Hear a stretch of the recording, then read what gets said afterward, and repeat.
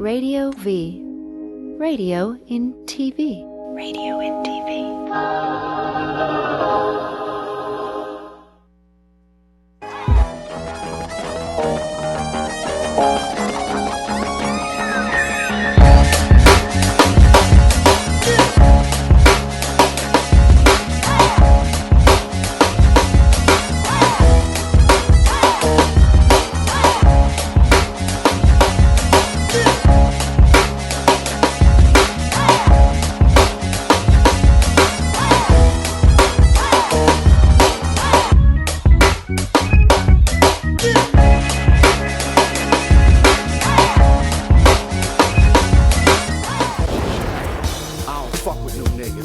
Mother shit. They earthlings, I was born on the mothership. Well, wait, turn that up a little bit. They on some dumber shit. I'm trying to wake niggas up, they on that slumber shit. See, your DNA is an equation, so your whole body's a mathematical ratio. Ladies and gentlemen, the So What Morning Show, back after a 2-week hiatus.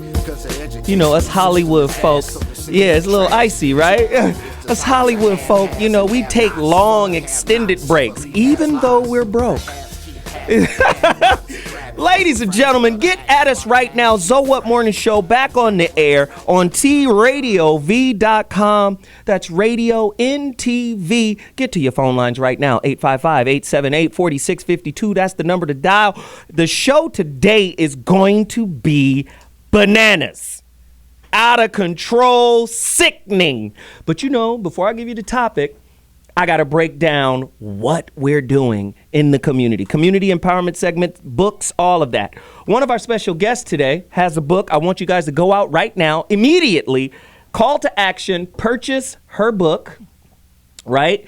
It's called Happy Wife, Happy Life by Isley Nicole Melton. Please support her work. She's going to be on the show today. We're going to get into this. She's going to tell us what this book is about, but she's on our panel. She'll be able to do that throughout the show, I'm sure. Dr. G, just listen. One of his great works. Please go out and support it. A lot of people have bought this book, Dr. G, and have really positive things to say about it. I mean, a lot of my fans anyway, reach out and talk about it and say, yeah, man, you know, I read the book. It's a deep book. It's interesting. I've become a better communicator, the whole 9 yards. So please support Dr. G's work, as well as his other book, Real Influence. It's a nice, pushy manipulation book. How to get people to do things without being pushy. Doc is slick, man. Doc, you slick. This is the manipulation game by the nice guy. Hey, I really care. Please do this for me. It's one of those kind of books. Please go out and support Dr. G. Good stuff. Love it. Also, my book, The Rebirth of Seeds. Please go out. I promise you, because somebody said, man, my book wasn't signed. My bad. Send it back to me, and I'll sign it. I promise. Please support my book, The Rebirth of Seeds, at IamZoeWilliams.com. Next step, myself and a friend of mine, Veronica Conway, we are doing a business boot camp. I'm hosting, she's the coach. And when I tell you, her business acumen is so high. She runs with the Tony Robbins of the world, the Iyanla Van Zants of the world. Anybody who's purchased blackmastery.com or Black Mastery from her blackmastery.com page should know. She created an NLP program that undoes Willie Lynch, that undoes Jim Crow at a subconscious level. She's that cold. She got, this is our Wantrepreneur to Entrepreneur 8-week boot camp. Anybody who's got the blackmastery.com program can join this boot camp by emailing her, Veronica at veronicaconway.com. Wantrepreneur versus entrepreneur. She coined wantrepreneur. She said a lot of people want to be entrepreneurs, but they have such a flaky and faulty and unthought out, unfleshed out business plan that they don't even know that they're actually sabotaging their movement before it gets off the ground. She talks about limiting beliefs and how If you don't mitigate the limiting belief, you actually write that into your business plan subconsciously. Oh, she's cold. She's cold. So if you want to participate in the Wantrepreneur to Entrepreneur 8-week boot camp, sign up right now. Veronica at veronicaconway.com. That email address again is veronica at veronicaconway.com. That's how you RSVP. Corey's here cutting up again.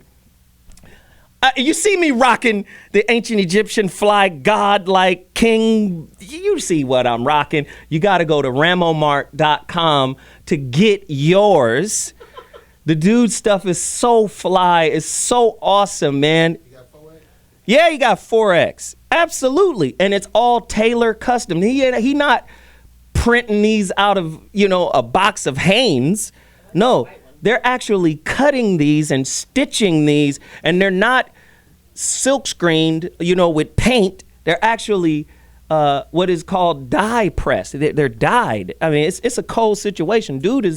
He's off the charts with it, and he's a new business. He's just starting. This is one of his shirts, and he's infusing ancient Egypt and culture and all of that stuff into clothing. And I think it's very empowering to be able to wear something that is emblematic of my mentality. I've always been a king, so I might as well look like a king, right? Again, ramomart.com. Also, now that we've gotten all of this out the way, I think we got one more thing to show, don't we? Hip Loose. Yes, show me that Hip Loose video real quick, and I'll talk over it. I always promote businesses, man. They are fine tailors. Look at those lapel flowers. Very fine tailors. You feel me? They cut.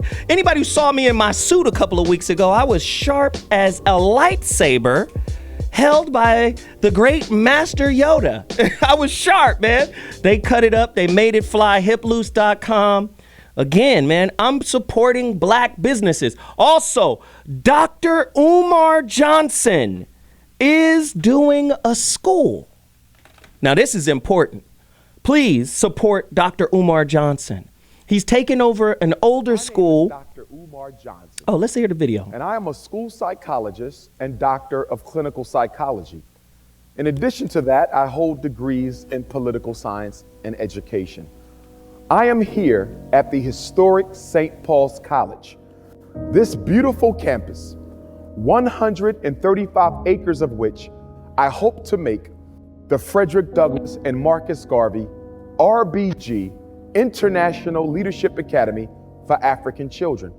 This college, St. Paul's, was opened on September the 24th, 1888 by a contemporary of the great Booker T. Washington. That great ancestor's name was James Solomon Russell. Father Russell opened this college with less than a dozen students. And by the time it reached its zenith, St. Paul's College owned more than 1,000 acres of land and housed more than 1,000 African children. But unfortunately, last summer, June of 20... Can I tell you, this dude is a cold dude in our community, and we had to support him. He's about to open up a school. That video can be found on YouTube.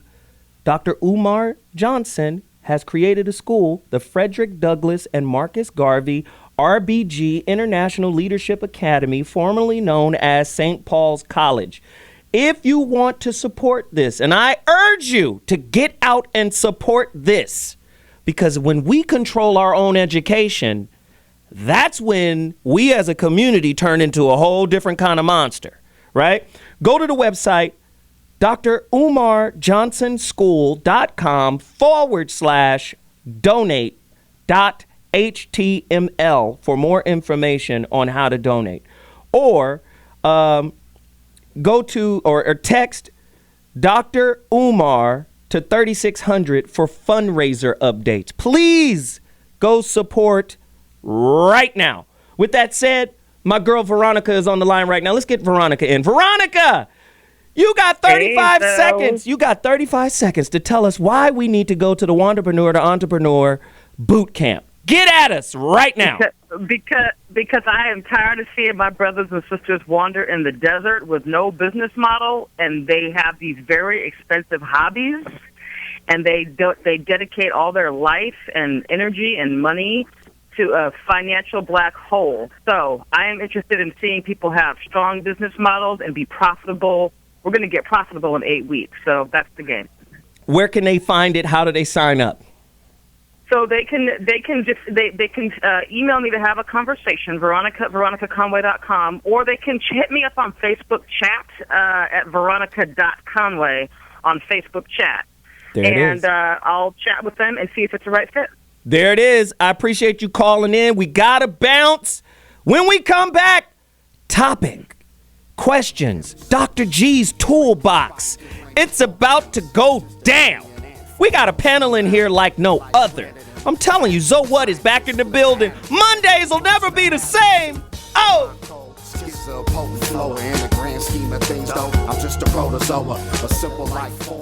I noticed what you're noticing too. We'll get there in the very next slide. Okay, but we'll get to that point that you're all thinking about. The point is this: obviously, the moderate aggression, and Strauss actually classified these aggressive acts as moderate. He called these things through something, push, grab, or shove, or slapping, he called moderate aggression. Everything above that, he called severe aggression. Well, there's a lot more moderate aggression than severe aggression. Yes, there is. But there's a lot of severe aggression. And something you'll notice that maybe, well, what did you notice, Melissa? What's surprising you about this slide? It seems from this slide that the wives are more violent than their husbands. And indeed, that's the next myth. The myth is, well, only men are violent. Now, if you look at the CTS, which is A, the most hated measure in family violence literature, and B, the most used measure in family violence literature. So remember Strauss? Remember his study that showed that 12.1% of husbands report being violent in the last 6 months? 11.6% of wives in that study reported being violent as well. For a while, this was something you could not talk about in scholarly circles. You couldn't talk about it because everyone would jump on you and say, hey, wait a minute, are you saying that women and men are victims too? That it's equal? And that is not what I'm saying, and I don't think that's what anyone's saying. What they are saying is simply that there's a phenomenon here that has to be explained, which is that wives usually score higher on self-report scales of intimate partner violence. And here's 3 studies, each of which show that when you're asking how much did you do, self-reports, wives report more than husbands in all of those studies. Okay, Melissa.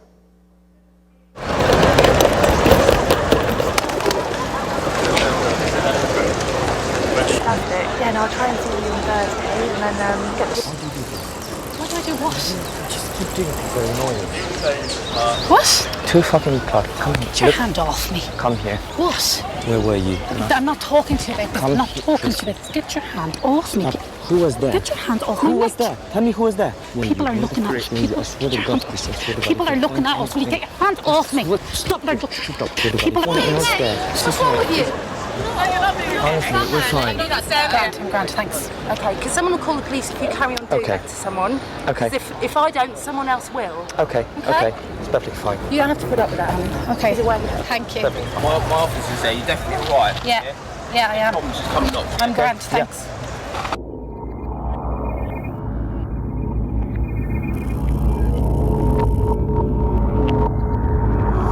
What do I do what? Do you ever listen to me? Chrissy, stop that. You're crazy, I'm man. manic. I've been talking at you for the last 10 minutes and you haven't listened. You haven't gotten into fucking what I've been saying to you. But you're fucking not even listening to me, that's what. Why do I push you like that? Because you won't fucking respond to me about any, you won't listen to me. You think you're fucking all manly. I wasn't. No, you can't be. No, you can't be. Don't try and fucking walk away. Stop. Listen to me when I'm talking. Don't try and fucking walk away from me.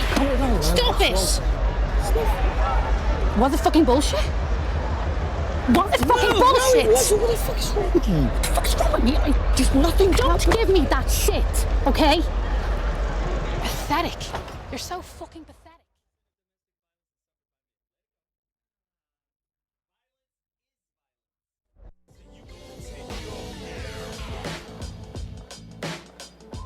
What's happening? It's your man Money B from Digital Underground, inviting everyone to join me for my new show, The Going Way Back Show with Money B, every Tuesday, 8 p.m. Pacific Standard Time, right here on T Radio V.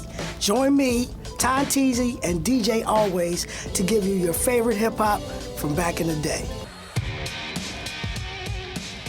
Right here on T Radio V.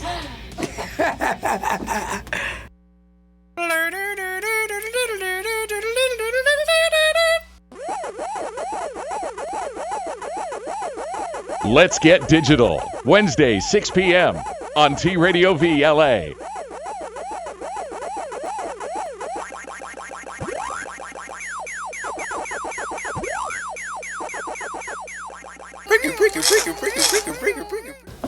Crazy Bone would never do this. Well, I guess You begged, you pleaded, but I'm coming back anyway. Join me, Ricky Rackman, Saturday, June 6th at 6 p.m. Pacific on T Radio V. I'll be explaining what Ricky's ride is. So watch me next Saturday, okay? Hi, I'm Christina Fulton. Watch my show, Playing It Forward, every Friday at 1 p.m. right here on T Radio V. Every Friday, I interview A-list celebrities, hot celebrities, top CEOs, and philanthropists in the world. We explore how are they making a positive difference in the world today. It's fun, new, hip. It's a great way to make a difference. So join me, Kyle, and DJ Chris Cruz as we discover what's what, who's who in the world of doing good. Every Friday at 1 p.m., right here on T Radio V. Radio and TV. Hi, I'm Ron Jeremy. And you're watching T Radio V, Radio in TV.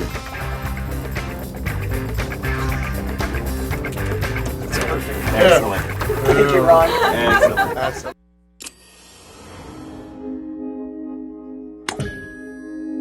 T Radio V, Radio in TV.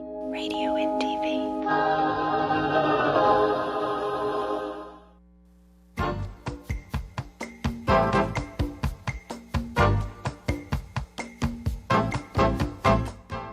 And one of the greatest tragedies in life is getting to the end of your life and looking back and realizing it was mediocre and it didn't have to be that way.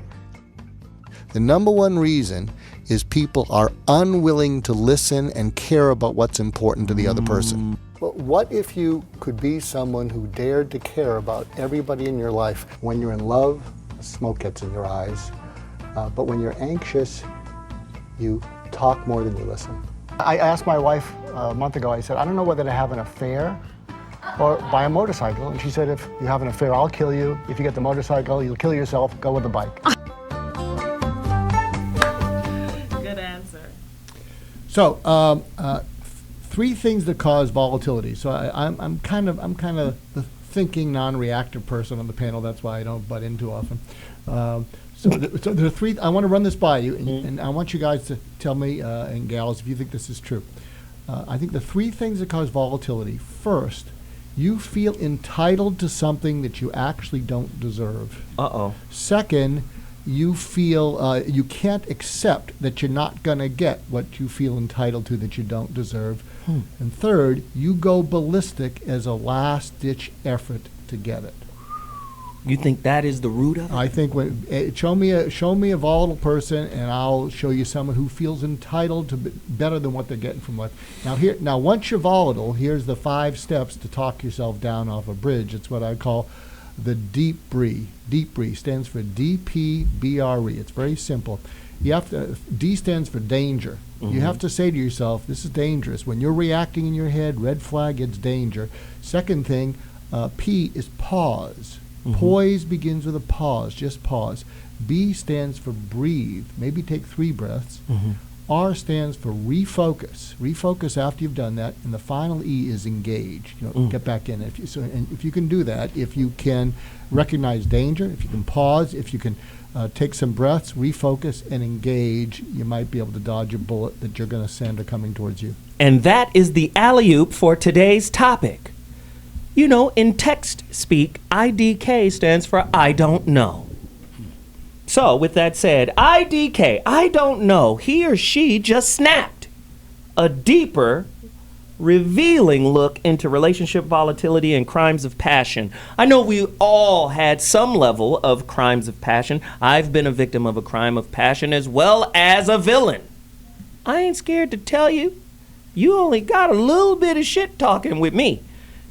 And then, you know, it might be bad company. That's one of my weaknesses. I'm not afraid.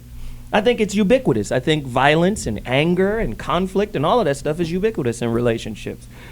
With that said, my panel, esteemed guest, what? Guy Black? Legendary Guy Black, who ran the Foxhole? 34,000 years in radio, morning radio, all over the country. Chicago, Naptown, down south, L.A. He ran KJLH. It was the morning show over there. Guy Black, radio mentor to many failures, including myself. Including yourself. He's proudest of you. He's proudest of his my best failure, Zoe Williams, right? Yeah. No, he's a good dude. He's in the studio with us today. Welcome to the show, Guy Black. Man, it's a pleasure to be on here with Corey. I'm just gonna sit back and laugh and enjoy the show. Oh, it's gonna get crazy. Yeah, and we have someone else, beautiful, beautiful young lady, very talented and charismatic. Isley Nicole Melton can be seen in various movies, TV shows, runways, and magazines. Very intellectual. I just broke down her book, which to me is, you know, the title alone is a little one-sided, but okay. Happy Wife, Happy Life, meaning if your wife isn't happy, your life isn't happy. Exactly. Jesus, how is that not an indictment against marriage? I don't know.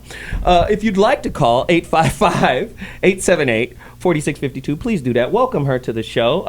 Are you from Chicago too? I am. Oh, shit. We got all three of them. Chicago in the building. Yes. Welcome to the show. I can't wait to hear your perspective on what we're talking about today. Of course, Dr. Mark Goulston, resident white authority. Whitey Locks.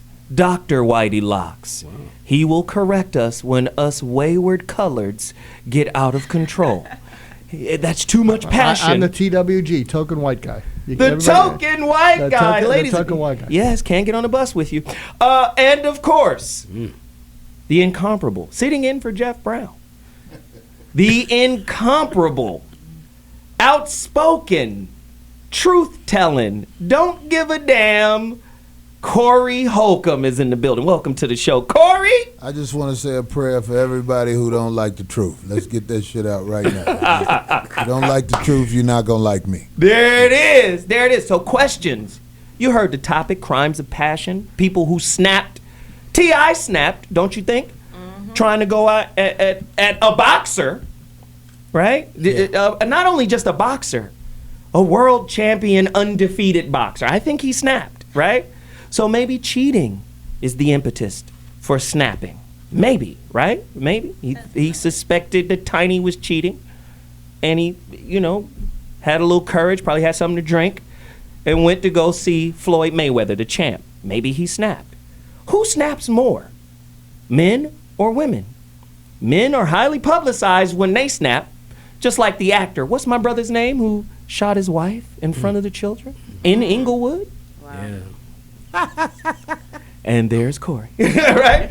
Who snaps more? And men, for sure. Oh, you no, sure? not at all. Oh, wow. Here we go. We go. What is the number one factor for sustaining a healthy, long relationship? Marriage. Without violence. Without, you know, the fear of snapping. Some people say relationships shouldn't have any violence in it.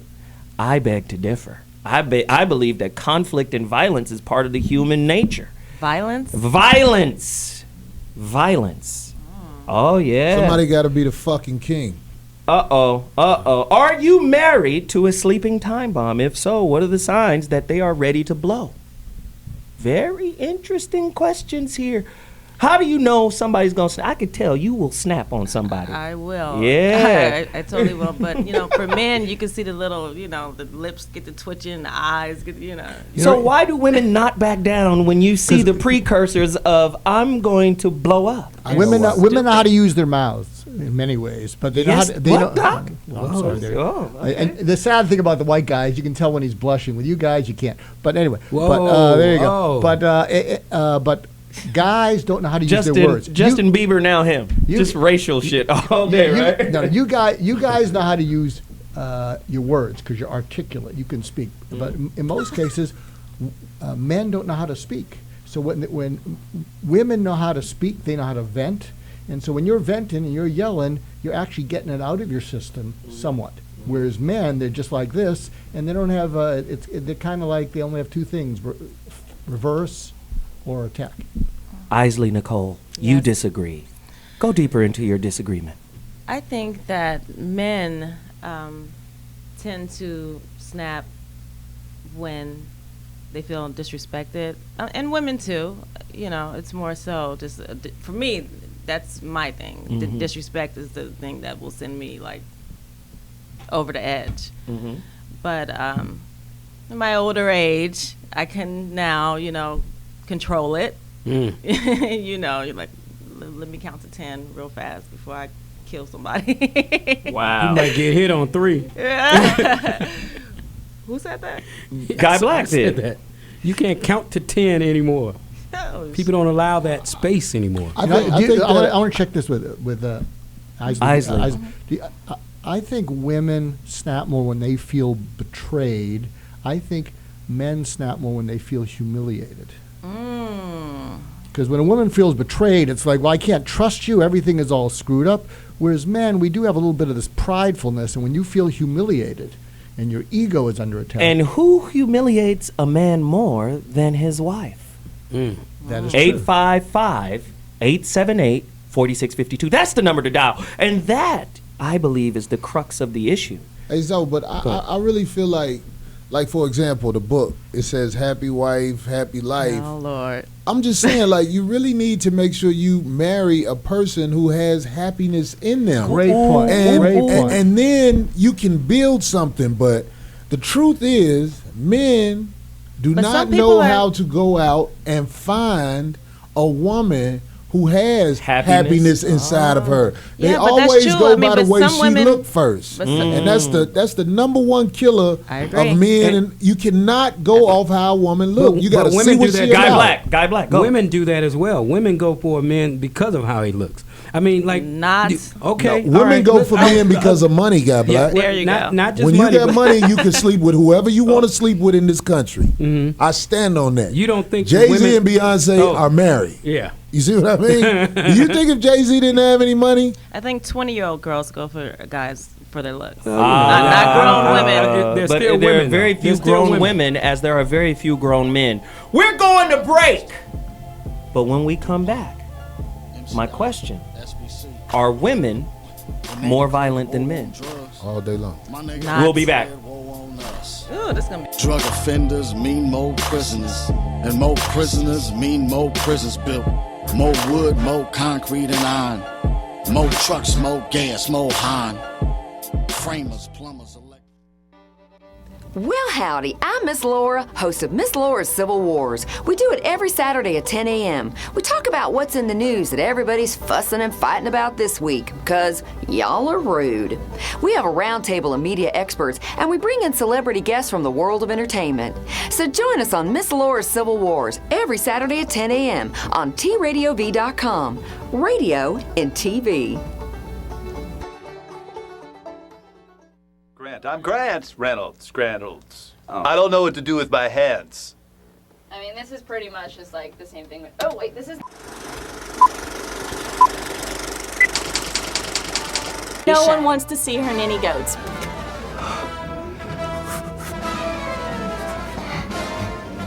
Like a bear. He's like a big bear, isn't he?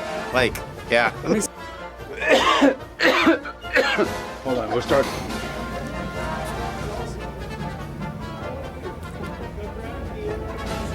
If you don't like the right pizza, go yourself. You never know who's Absolutely, I think Jason that my Stewart. show is better than yours. Yes, it is. No, it's not. Yes, it is. No, it's not. Yes, it is. No, it's not. The only thing that masks alcohol while you're driving is peanuts. Peanut? Have lots of when you're drinking. Wouldn't be the first time Langdon had Skippy in his mouth. Isn't that your dog? T-Radio V! Get in the car. Waka, waka, waka. Throw another log on the fire. It's not hot enough back here. T-Radio V. Radio and TV. Ay, ay, ay!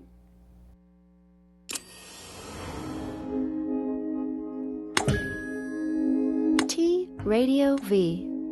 Radio in TV. Radio in TV.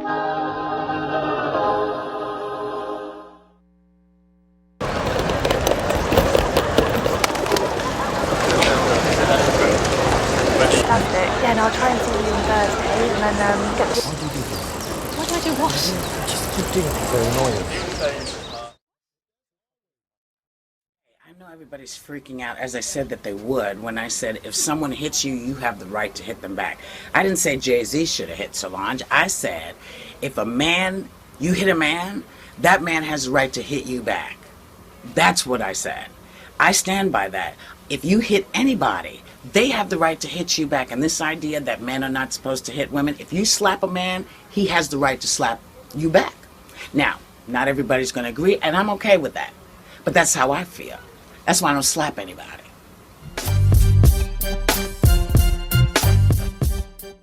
I was laughing. That shit was funny. You felt like he handled it right? I mean, I wouldn't handle it like that, but I just thought it was funny because, you know, Jay is the kind of guy that, you know, you don't see him moving like that much. And when he does move, if it's not like that cool looking, then it's going to be kicks. And also, I feel like nobody teases Jay except me for some reason. You know, when he does something, you know, it's just the first time I've seen people freely expressing themselves. What I'm really happy about is that when they were bombing on me about saying I was broke and all that there wasn't any Instagram, because I'm sure people would have been having mad funny jokes. But I'd have been getting back at niggas. I like this snap. You know, I don't think he should be mad about it. I think he should just be laughing. That shit was funny. Everybody fights.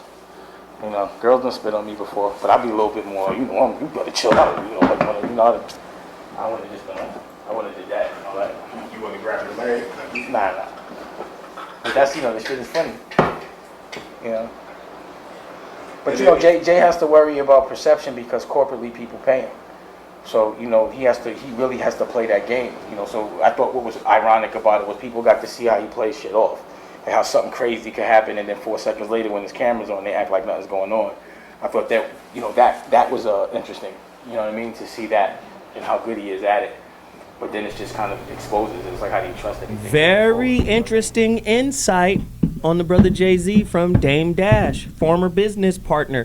We're talking about Snapped. Everybody knows that television show where, you know, one spouse snaps and does something in the heat of the moment and hurts or kills their partner. My contention is that violence, conflict, and general dissatisfaction is ubiquitous in relationships. I believe humans are basically, you know, the mammal man version of apes, very uneducated about self, about relationship and how to interface, don't have a lot of access to a lot of tools that could help those relationships learn and grow from difficulties. That's my contention. We're here now, full house. We've got a special guest on the line. My Uncle Bobby is in the building, so you know he's going to have some wisdom for us. But let me ask that question about, because when we went to break, we asked, are women the more violent gender?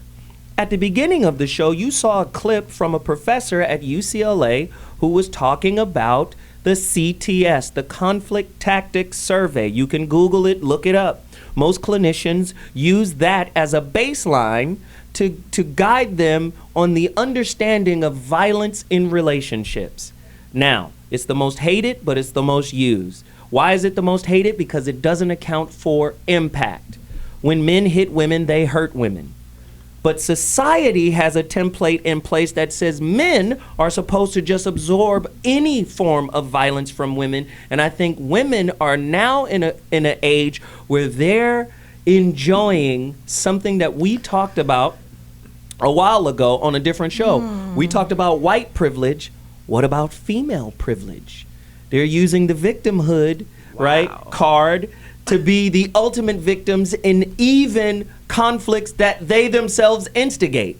The CTS has shown that what is labeled as moderate violence, women dominate moderate violence. You know what moderate violence was? Slapping, kicking, punching, throwing things. Men are supposed to absorb that at all costs, as Jay-Z did. Yeah, because they deserve But we're it. human. If I ask 10 women a basic question, does everyone has limits?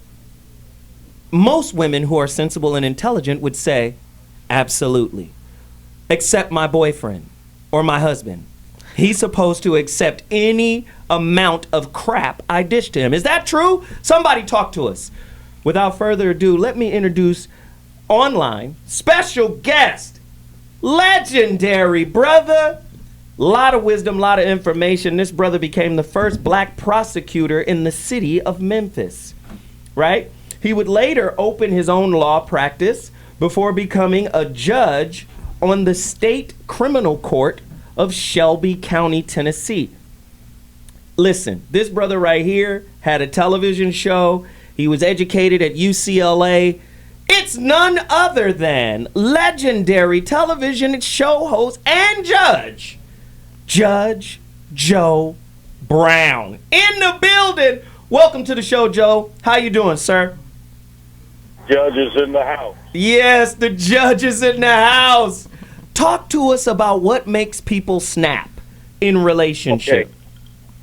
Your topic is an interesting one, and I've been practicing about 40 years. And I also was the public defender for the city at one time. I was a boss, so that really ramped up the exposure. There's something that's been happening over the last 40 years, and I think it has increased the violence that women run into, and that's what society has said about it's okay to be emotional. In other words, men and women are supposed to give free vent to your emotions. Another thing, which was just on the subject you were talking about, is are women more violent than men? And I would have to say that all over the planet, they have been given a license to manifest certain types of violence, and the men are supposed to refrain from responding to that. What has happened, however, can be brought out by an anecdote in my past, and that from my past, and that was when I was on an advisory board for the Memphis City school system some 20 years ago. And they wanted me to sit in on a disciplinary hearing for some male teacher. Judge, you still there? Nope. Did we lose him? Sorry, I hit the move button. Oh, okay. Continue, sir. Okay. Several parents of girls had complained about these teachers, and what it was about is they were telling the boys in their homerooms that boys should never hit girls because boys were strong. So the parents objected to this characterization as boys being stronger.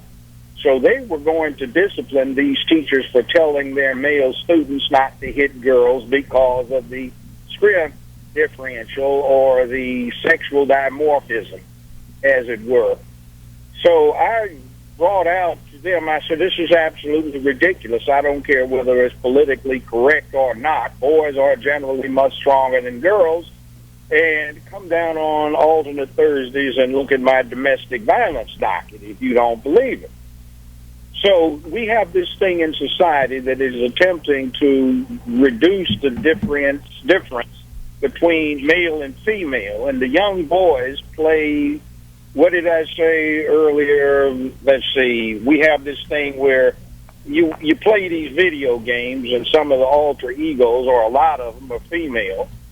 And you get this constant bombardment on video, television, and the movies that Superwoman or the female heroine goes out and whips up on 5 guys to work up an appetite for breakfast.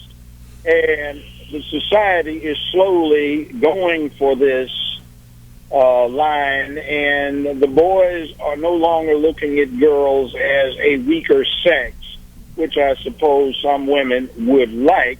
But as a consequence, when you do get this vesting of violence, slamming crockery on the ground, throwing things, slapping, a kick, a punch, trying to inflict some immediate pain, they aren't like the older generation to say, wait a minute, I'm supposed to take this, like John Wayne getting slapped by Maureen O'Hara in a 1930 Western. Right.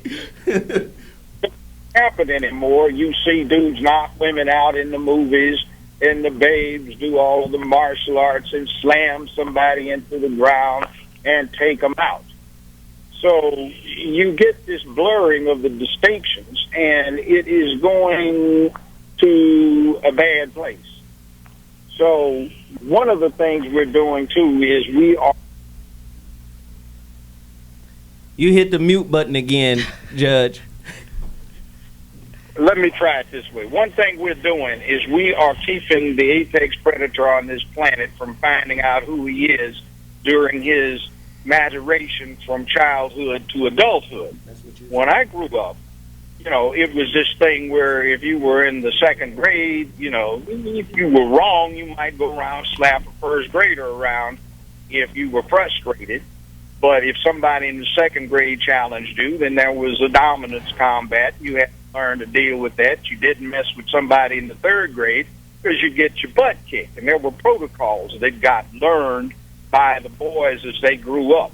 Some rituals and protocols where fight fair, you know, mandatory 8-count, Marquis de Queensberry's rules of boxing, rules of war, Geneva Convention, war crimes, wave a white flag and everybody stops, parlay, and you see men ritualize the violence. And they learn to deal with bullies, and bullies learn not to be bullies because there were painful consequences. So Judge, let me ask you this really quickly. Let me ask you this question really quickly. In your experience, in your expertise, what do you think caused a spouse to snap quicker? Was it cheating? Was it financial cheating? Was it domestic violence? What do you, in the cases you've adjudicated, you know, what do you find is that one thing that sets people off, and the most common thing that set people off? The one thing is a background stress, which is we're not doing well. If they've got finance available, things are going all right. There's not that high a stress level in a family unit or in an associative unit. When things are not going well, then the stress ramps up, and all sorts of things can trigger the violence. Now, the law itself recognizes this, like the difference between, say, second-degree murder and voluntary manslaughter was the violence precipitated by provocation sufficient to cause the defendant to act in an irrational fashion. That would be classic common law second-degree murder. If it was something that would cause anybody to act in an irrational fashion, it became manslaughter. So there is recognition that there's such a thing as provocation.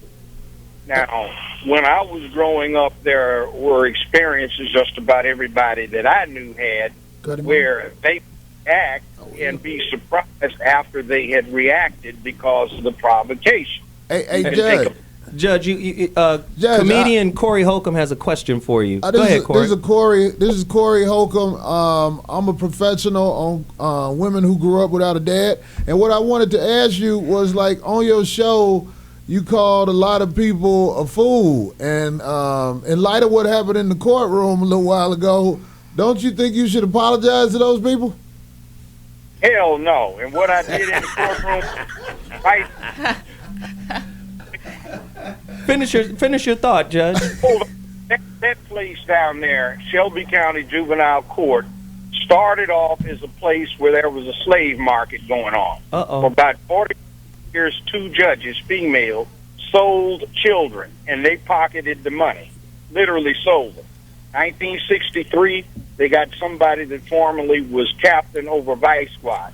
He did not have a law license. He didn't have a law degree, didn't have a college degree, didn't have an associate degree, and had dropped out of high school and had no high school diploma.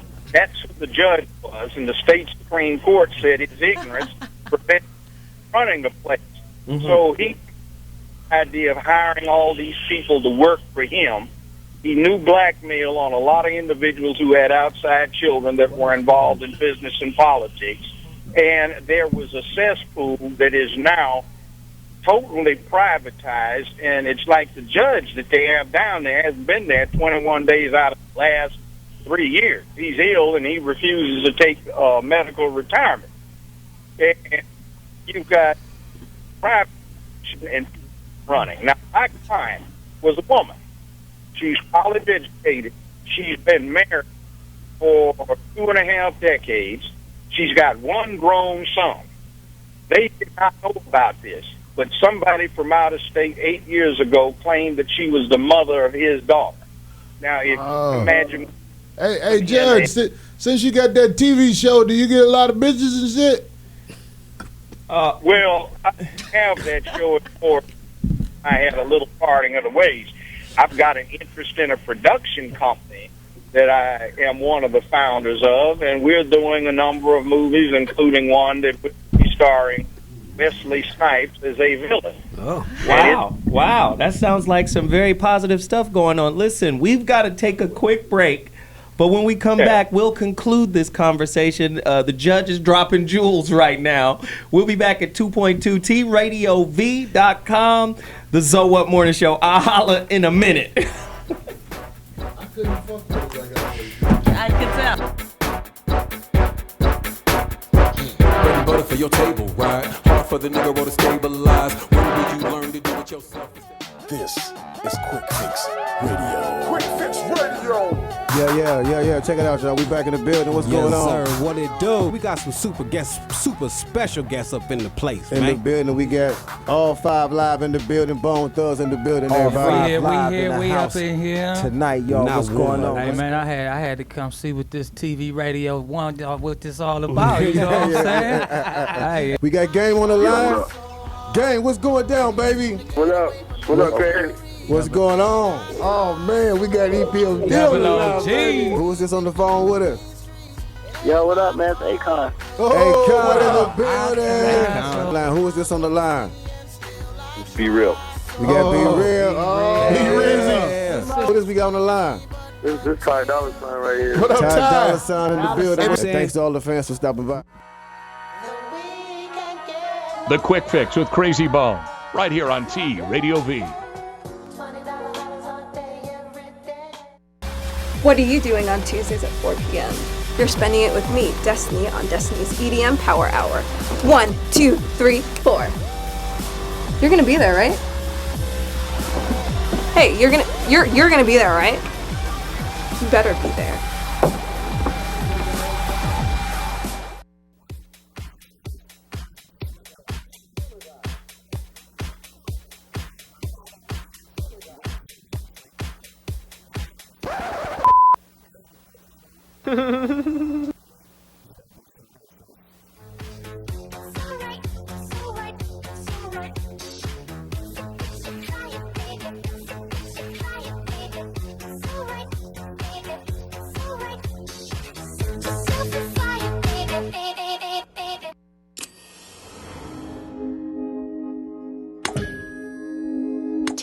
Radio V.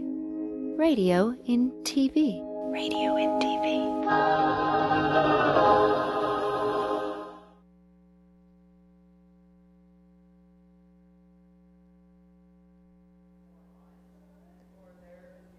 All right, well, let's talk about it. Why is this? And Melissa says one reason why is that women are more honest. There's less of a stigma. If a woman says, yeah, I slapped my husband, well, how bad is that? I mean, how much stigma is associated with someone saying, I had to slap him. He was angry. He made me angry and I slapped him. Versus a man saying, yeah, I slapped my wife. It sounds different. It has a different implication. There's a whole range of connotations that are different for when men or women are doing the same thing. So there may well be differences in reporting bias. I don't think that's the only answer. Melissa, what else you got?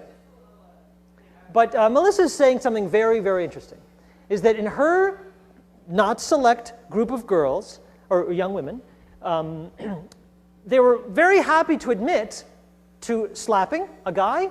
They were less likely to admit to being slapped. And in that group, slapping a guy felt justified. They could all look at each other and say, yeah, sometimes you got to slap a guy. But it never felt justified to be slapped by a guy. So there's a totally different culture around violence from men to women and violence from women to men. And what's the culture? Well, it's of course, and I want to get to that. I'll get to the other hands. But it makes sense that it's different because of the question of impact. Even if men and women are reporting the exact same behaviors, we know from the slide I showed you at the very first slide today that the impact differs on men and on women, as it should. Men tend to be bigger, men tend to be stronger. When men hit women, women break. Ladies and gentlemen, we're back. If you're not aware of what we're talking about, IDK, I don't know, he or she just snapped, or a revealing look into relationship volatility and crimes of passion. We're talking about what causes people to snap in relationship, right? We're talking about the different complexities, whether it's financial infidelity, whether it's physical infidelity. What makes people snap? Why did Ocho Cinco snap on that night?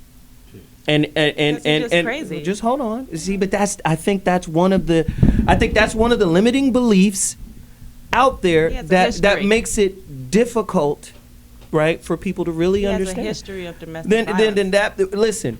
We did a show. Most guys do. Right. We got to slap the shit out of We people. did a show here on narcissism, right?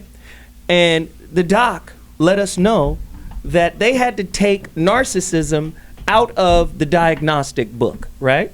Yeah, they took it out of the new one because they said too many people have it. I mean, you're going to be pointing. Everybody is narcissistic, so everybody's crazy to some degree, right?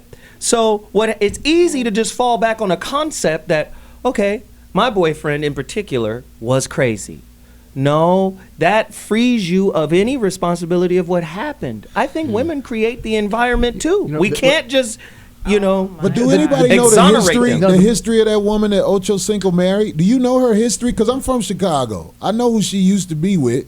And you know what I'm saying? The homies knew who she was before. You talking about Evelyn Lozanda? Yeah. Oh, girl used to be married to Antoine Walker. What does that mean? That means when he got robbed, she knew who did it. That's what I'm saying.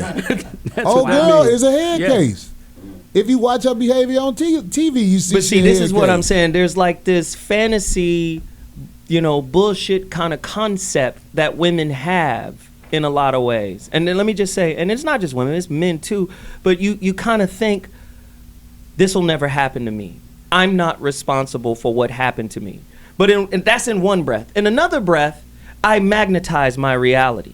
Well, if you magnetize your reality, did you not also magnetize this particular type of man? It's like a pseudo, I believe in the law of attraction, but I don't think I deserve this. The judge made a good point about the more stress someone is under, the more they got to kick the dog. And so a lot of times part of an intimate relationship makes us feel it is safe to take it out on them when we couldn't take it out on work and get fired. We couldn't take it elsewhere. So if you're already loaded for bear and you got to kick someone, we tend to treat our intimate relationship almost like they're a part of our body. Meaning, if you make a bad shot, you break a golf club like the guy did yesterday. Right. And so we treat the other person like that. When we're ticked off at them, we just treat them like we're pissed off at ourselves. And then the judicial system will take advantage of that. With that said, let me wrap up our guest who's on the line really quickly. Judge Joe Brown is getting ready to leave. Judge, where can people find you? What are you doing? How can people connect to you and share information with you or get information from you? Well, I am running for District Attorney General in Memphis, Shelby County, Tennessee. And it fits right in with the subject here. We've got the first female DA in the city's history, and she's got 12,000 rape victims that she has ignored and has not tested the DNA kits to find out who the perpetrators are. She has a singular disdain for violence, and it's almost like she is determined to ignore women as a separate entity. I find that is a peculiar set of circumstances. But you can get me several different ways. You can contact Celebritunity, which is a production company that I have, and leave messages. You can reach me on various of several sites reflecting elect Judge Joe Brown, District Attorney. And, you can pretty much get me that way. Now, please, if you've got some business, okay, but don't come in here with, I got this bad situation, what am I going to do? Go hire a lawyer or go think about it. Hey, hire Judge. somebody else is. Judge Brown. Yes, sir. When you get a chance, say hello to Randy Wade for me. My name is Bobby Glanton Smith, and we share him as a mutual friend. All right. You mean Boss Hog? The mayor of Memphis, the unofficial mayor. Yeah, we call him Boss Hog around here. All right, now. Those Randy Wade, they passed a special act to change the qualifications of sheriff so he couldn't run. It's still kind of strange. But he's a great guy, and he's done a lot. Particularly, that would include some years ago playing a father figure for a lot of the basketball players. But back to this whole thing about the violence. We've got this deal right now in society where violence is consequent motion. And we also have another thing where the boys are being taught that they're the same girls. Girls are being taught they're the same as the boys. And without self-control, you've got a big problem with what happens when the bigger impact connects with the slighter figure. Yeah, that's true. That's true. And that's a great point, Judge Joe Brown. We appreciate you. The next time you're in L.A., please don't hesitate to come through and sit in with us, man. You know we have great respect for you, and we hope you win your run, and we appreciate it. And the next time you're here, please don't hesitate to reach out and let us know so we can book you in studio. Will do. And you can send contributions to those political websites if you choose to do so. Absolutely. Thank you, brother. Hope to see you soon. All right. Thank you. All right. So, my question now. We've got famed defense attorney in the building right now, Milton Grimes, right? Good morning. Good morning, brother. Thank you for being able to come in. I know your schedule is really tight, and we appreciate you sharing your time with us right now. My question is, to me, and I'm a young cat, so I'm going to sit back and listen to your expertise, but I feel like the judicial system just really rapes and pillages the ignorance of the people it's supposed to protect. We have all of these symbols of balance and integrity and fairness, but when we look at, say, crack cocaine versus powder cocaine, and we look at classism, and we look at ethnic groups, black men in particular seem to get the short end of the stick all the time. And when we look at domestic violence and violence in relationships, it just seems like we're not really going to help. I'm talking about the judicial system. We're not really going to help you understand what's going on in your relationship or what's going on inside of you. We're just going to punish you. We're going to put you in jail. So you made a mistake. It's against society's laws. And ultimately, society benefits from your failure. We don't even want to talk about privatized prisons. We don't want to talk about, just all of the things that are happening, especially to black males in particular. So whatever that is, I need clarity. And that's why we had you. You seem to have clarity. Do I? Yeah, but maybe our listeners need a little bit more clarity, brother, as to what's really going on and how the system is really not necessarily a guide, but also, in my opinion, a predator on some of the inner city youth, especially men. Some say it's just another employment source for 20-25% of our society that are non-minorities, to keep us.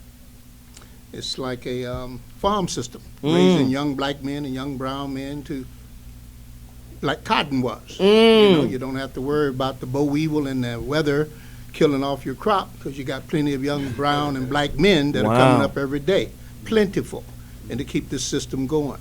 So it is an ugly system. I sometimes say black mamas have to come into these courtrooms and demand justice for their sons. That's the only way they're going to get it. Now, that's not a threat. That's not advertising or promoting revolution, but I need help. Wow. I need help. Because to go back and show in most cases, how our young men are not taught in school or in home how to deal with conflict other than through violence. And what else do you expect? Okay? So, pardon? They watch their mama do it. They that watch way. it happen in the home. They don't get any education at school. Society pushes the toughest guy survive. So what do you have? You know, that's the beauty of my brother. That's the beauty of Nelson Mandela, whom I learned something from recently and in a conflict resolution. I was angry with this guy who owed me some money. You understand how that I understand how that can go down. And I used to deal with him in an angry fashion on the phone because I couldn't see him in person because I wanted to fire on it. You follow me? Exactly. So I'm serious. I'm just telling you. And so I read an article about Mandela talking about anger and how it's like poison. It's like I'm angry at you is like, and I want vengeance. It's like drinking poison from this cup to get you. That's how anger Killing destroys yourself. our soul, Yeah. and it affects our physical condition and well-being. So once I read that article and understood how he said, I don't hate the Boers or the Moors or the South African. I love them and I forgive them. How he put aside that anger. So I tried that. I had dinner with this guy. And do you know we worked out a deal where he started paying me? Wow. After 3 years, just by me saying, put the anger aside and deal with it more rationally. Wow. Who paid for the dinner? Isley Nicole. Isley Nicole disagrees with something Corey said. Corey and Isley can go back and forth. Obviously, I'm outnumbered here with this all. Oh, now you're the victim mentality. No, It's there already. and all these men are, playing a victim. I mean, not all, everybody. Speak but, on it, but, then. But seriously, women are the weaker sex physically, so we can't hurt you guys, and men always, Are you the weaker sex communicatively? No. I don't advocate what Oprah Winfrey's. I don't condone violence at No, I all. don't condone Okay. violence. But men. What? Whoopee. Just because we don't condone violence doesn't mean it isn't ubiquitous in the human condition. Exactly. I'll say something when we come back. Yes, say it right now. I just really wish they had college courses that taught people how to watch and study somebody that you may be getting into a relationship with, because it's really not that hard to figure people out. Right. It needs to be before college. I agree. It needs to be in school because it's not hard to figure people out, especially when they are over 35 years old. In my opinion, they are who they are, and they're going. No matter how they hide it, they're going to show you who they are. Right. And if you teach people this, I think it would help the situation that's going on with. I agree with that. When we come back, we're going to get even deeper into it. Uncle Bobby's got something to say. Let's find out what it is when we return.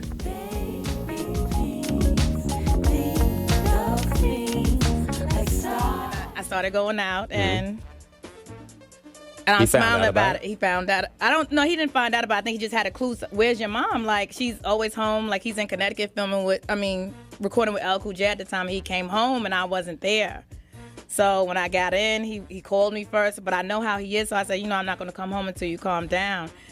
And when I got home, he just lost it. He lost it completely, just lost it. And even when my daughter walked in the room, he still was hitting me.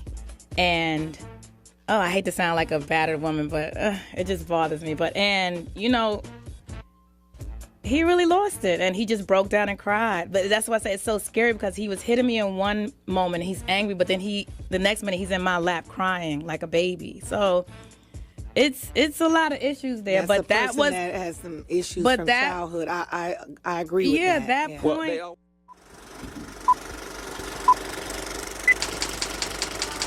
Okay. Don't smell my armpits. Outstanding warrant for her arrest. Outstanding ticket. Yeah. Outstanding warrant for her arrest. No, man. Shit, you keep it up, you're gonna get your own show here, dude. Oh my God, I could just climb up this thing like a cat. My second wife over there. Let me do that again, because those words weren't even in that script. Toya hauled off to a nearby station. Hold on. So you smelling my armpits, making it seem no, you was smelling under here. When you go downstairs, you'll see something on the street that'll make you Squirrel. forget. I meant downstage, so you're not. All right, here we go. I'm gonna do it for real this time. And then there was the time when my biological father called in. That's right. We're catching you up on all your entertainment news and the latest hot topics, you son of a. That was good. This your boy. You threw me. I'm real, and I'm Chance, aren't you? Let's do it again. Come on, baby. What's up, baby? Okay. T Radio V. Radio in TV. What happened to your arm? You didn't Wow, come on. How can you forget? We've done it 3 times. The laughter makes it worthwhile. Hi, this is Casey Abrams from American Idol, and you are watching T Radio V. That was too corny. I loved it.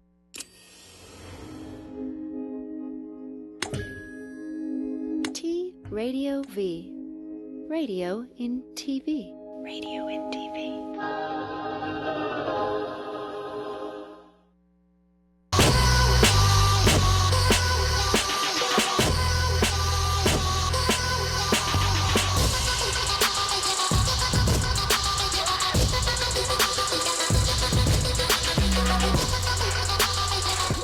Hey, let me hit that shit from the back. I'm trying to remake this movie. It's called 12 Years a Side Chick. I got 2 tickets to Thursday. Yeah, so we did. Yeah.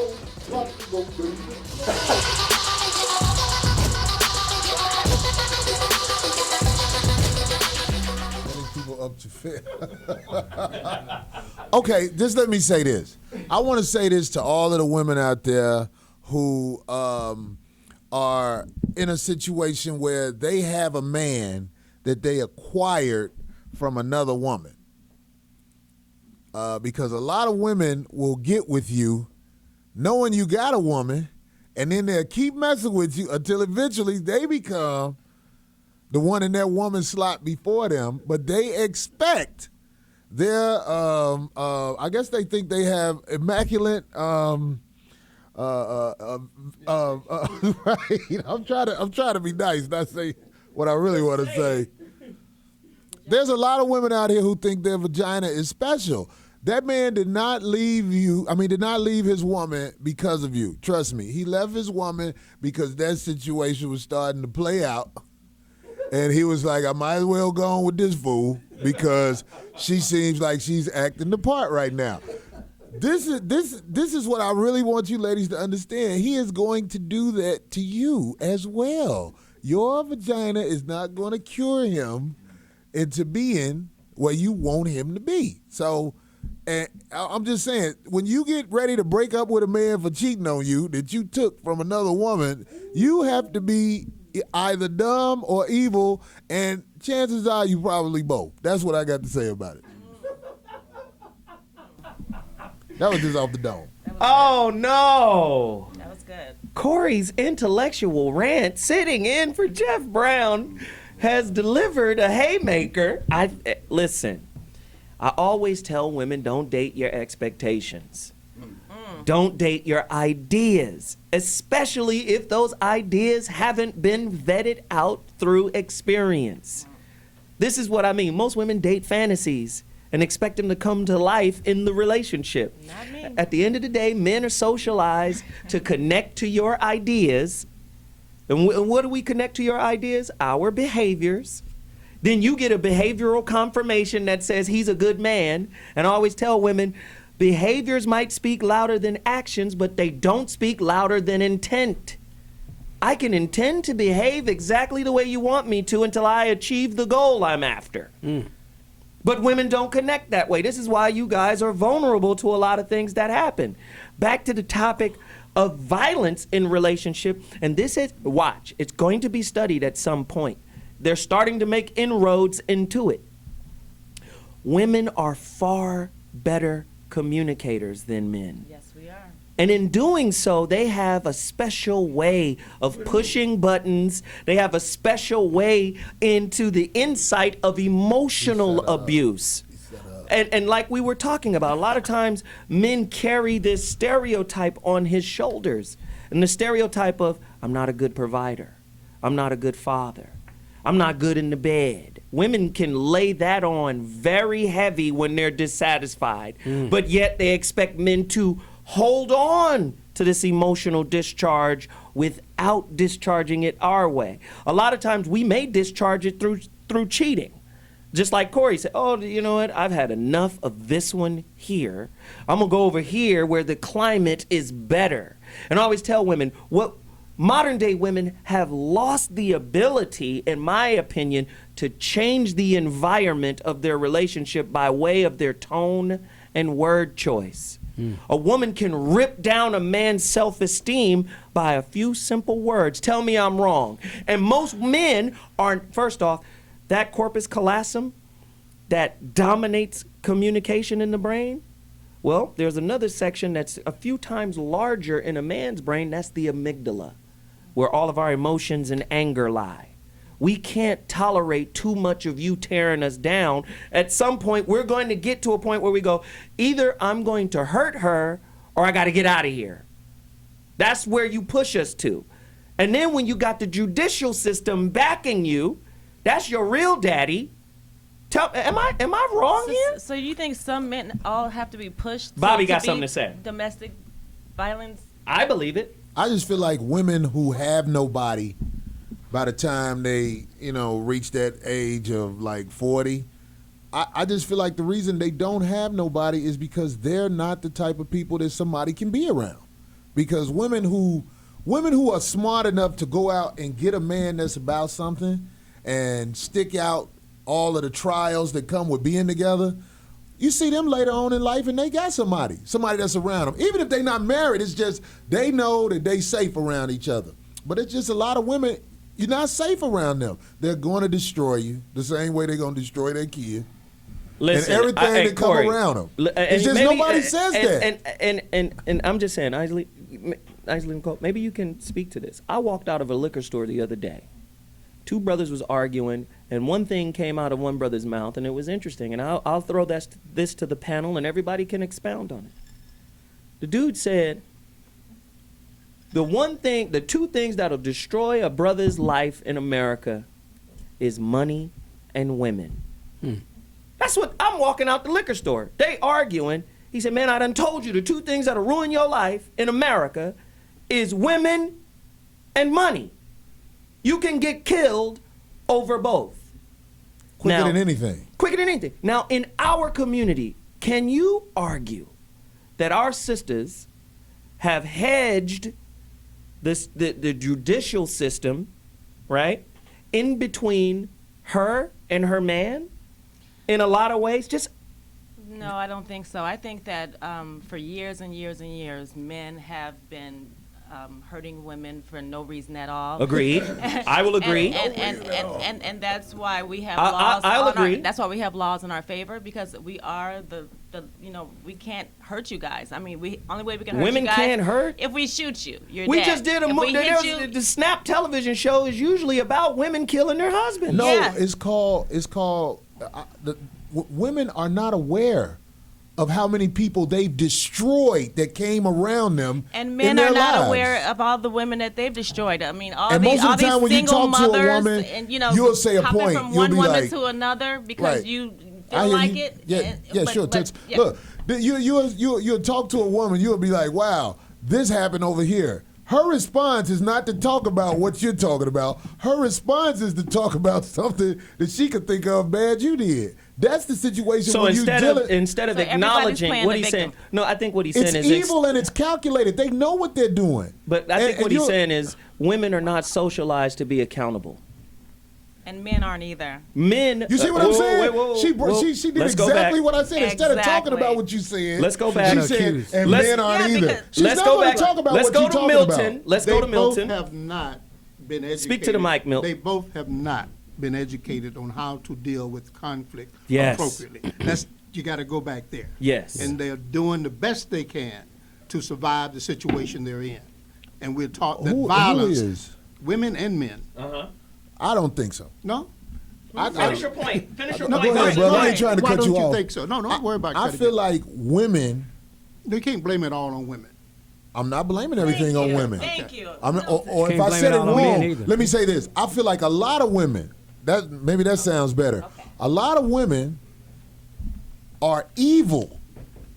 I feel like they're born that way. And if they are put in a society like this one where all of their evil ways are being supported, they're going to run with that and let the nation be destroyed rather than realizing the reason you're able to do this to a man men turn women into evil. She's not listening to me, beings. but I was talking to Men turn women into evil beings. That's Come on, sister. That's the good girl gone bad syndrome right there. I don't think either one is turning anyone into anything. Let me jump in here. Yes, please, Whitey Locks.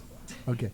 I hate to put all this responsibility on everyone here, but Isley, I want you to answer the question: what are women in the context of, I guess, an African-American relationship? So shows mostly about that. What do you think they are entitled to, and what do you think they're not? And I'm going to ask the guys in that relationship: what do you think you are entitled to, and what do you think you're not entitled to? Okay, I don't think we're entitled to anything but respect. That's it. What? That's it. In a relationship. Say what you mean by that, by respect, before we jump down.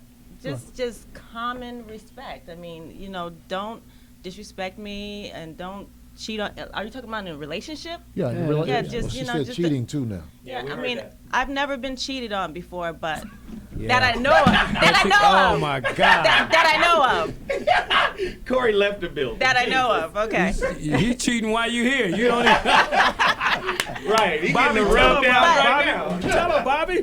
Where is he right now? Where is he right now? Where is he? No, I don't know enough about this sister to you don't have to know about her. Where's the man at right now? No, here's the thing. There are exceptions to every rule, and this might be that long shot right here.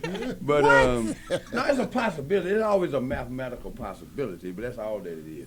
But I just want to come back to something she started earlier today when we was watching the 50 Cent thing. Yeah. Now, that happens so many times where they'll show a clip or people would, pass information on somebody without the total picture. She described why she got beat up by 50 Cent. Partially. She partially described. No, she left out the most important part. Yes. And that was she's in a relationship with a violent cat. She knew he was violent. She knew he had multiple women before she met him. She engaged in a relationship with him, became, quote unquote, a homebody. Then she went out and did the one thing that got her ass whooped. And that is cheated on him. And then she sat in that studio and played the victim. And she didn't cheat on him before she got connected to his money, which is what happens. Once they have a connection to your money, and Jay-Z gonna be the next victim of what I'm talking about right now. When they don't need you no more. Kanye. When they don't need you no more, you are done. They have worked you the way they mama taught them to work you, and nobody will say it. Wow. And that's heavy. If you studied a mama, you will see the same situation. You really hate women, huh? Uh-oh. Wow. This is what we'll do. When This we is come so back. predictable, When what y'all you're hear the saying. music. You hate Wait. I help broke bitches all the time. We They don't even have groceries, and I buy them groceries. Oh my God. Okay, listen. Things for women. We're about to take a quick break, but when we come back, When I see they kids Corey, with bad shoes, I buy them shoes. I help women. when we come back, Corey's going to answer the question if he hates women He does. when we return. She know me.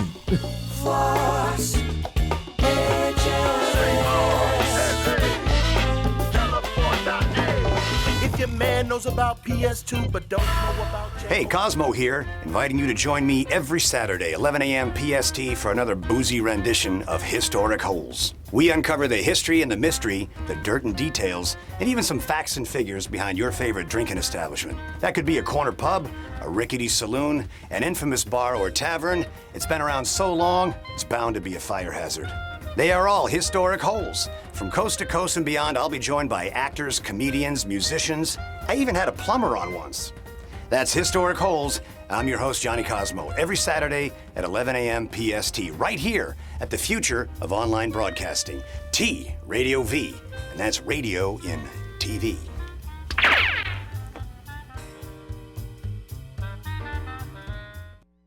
Hi, everyone. Welcome. Well, Yeah, let me start again. Welcome to T Radio V. That's TV and radio, or radio and TV. I can't remember. It's just too much for me. No, you're doing it wrong. I need you to emote more. It's not enough. You need to push it. Absolutely, Jason Stewart. And I was on his show. I'm Shang, but he's fantastic. But the thing is, he's so cute. It just upsets me that he's straight. I still got a lot of urban in me. And I'm a little Jewish, so I sounded like, oh yeah. You didn't say, hey, he has a nice Shayna Putum. Yeah. Don't be a schmeckle. It upsets you that you're straight? No, it doesn't upset me. I'm straight. Don't make me laugh, man. I'm not. Don't touch me inappropriately. Okay, I'm sorry. Did I touch you inappropriately? There's gonna be definitely lawsuits. You are watching Jason. Me. Well, not today. Shut up over there laughing with the laughter. Watch Absolutely Jason Stewart every Tuesday on TV. The V with the TV. They're gonna. You better edit the out of this. All right, we got it. Yo, what's up, everybody out there? This is Crazy Bone. I am the Bum Keith G. And right now you watching TRadioV.com. TV and radio. Yes. Radio and TV. Oh, yeah. See? Yeah.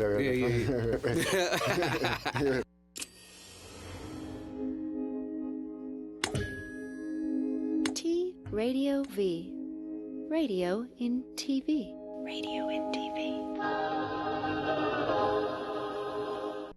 Women are less likely than men to be victims of a crime. Okay, they're less likely than men to be shot in a gangland killing, to be in a bar fight, to be a victim of a lot of different crimes. But when the crime is relationship violence, women are 5 to 8 times more likely than men to be victims. That's not going to be a surprise to you. But it's just such a huge difference. Again, violence by an intimate partner accounts for 21% of all violence against women, only 2% of violence against men. So this problem of intimate partner violence is not a problem that impacts men and women to the same degree. What we're talking about is something that is hurting and killing women a lot more than it's hurting and killing men. Men, only 2% of all violence against men is committed by their partner. So if you're a man and you're in a relationship, and unless you're a nervous guy, you're thinking, I wonder where violence in my life is going to come from, chances are it's not going to come from your partner. If you're a woman, you cannot say that with the same certainty. And finally, according to the United States Department of Justice, 33%, that's 1 out of 3, 1/3 of all women who are murdered, 1/3 of all murders against women are committed by that woman's intimate partner. 1 out of 3. That's extraordinary. Here we're back. We're back again. They always deal, it's almost like, and this is what I tell my son. I say, listen, your mother is the referee of your life. I said, now, in a game, can you win an argument with a referee? He goes, no. Can you get a referee to change a call? He says, no. I said, you need to look at your mother in the same way. Because the way society works, if you do not have the requisite skill set to resolve conflict, they're going to catch the person. They're not going to catch the first person who did whatever. They're going to catch the person who retaliates. And that's the way society is set up. When men react, of course, that demographic says there's only 2% violence from women to men. We saw a demographic earlier that said 40% of men are suffering domestic violence. And I say as they go deeper, those numbers are going to balance out because women have a different methodology for abuse in relationship. And women will say out their mouth in one breath, emotional violence is worse than physical violence because you can heal from physical violence. It's the emotional violence that is prevalent. And I think, not to say that men aren't emotionally violent to their women. Talking about psychological? I'm talking about that psychological violence. And I believe because women are better communicators, because women are more in touch with their emotions, if a man is made up of, like, no disrespect, take Louis Dix. Louis Dix was made up from brick and mortar. Listen to what I'm saying, of just being a dad and a husband. To him, that's the only thing that mattered. I'm a dad and I'm a husband. And after 16 years, his wife cheats. Lewis suffered, Lewis just recently has been diagnosed with depression. Oh, wow. He's been losing weight and didn't understand why. He overachieved in the dating game. He married somebody that feel like they can do better than him. But that's and that's what happens to a lot of people. But that psychological emotional damage is powerful and too, men, and I think women are more Men adept at it. upgrade too all the time. I could have told you what you was finna say, but look, check this out. The only women, I'm telling you guys, in this predicament we in America right now, the only women you can save are your daughters. You have to get at them while they're young, and you have to let them see. But you're not around. You're on to the next. Damn. That's not true. You got four baby mamas. All of us? No. Are you but married? I'm sure he Wait a minute, you're not married and you got a book called She Happy said, I'm Wife, sure, Happy she Life? said, I'm sure I got 4 baby mamas. No, Okay, but who, are you I'm married? divorced. I'm divorced.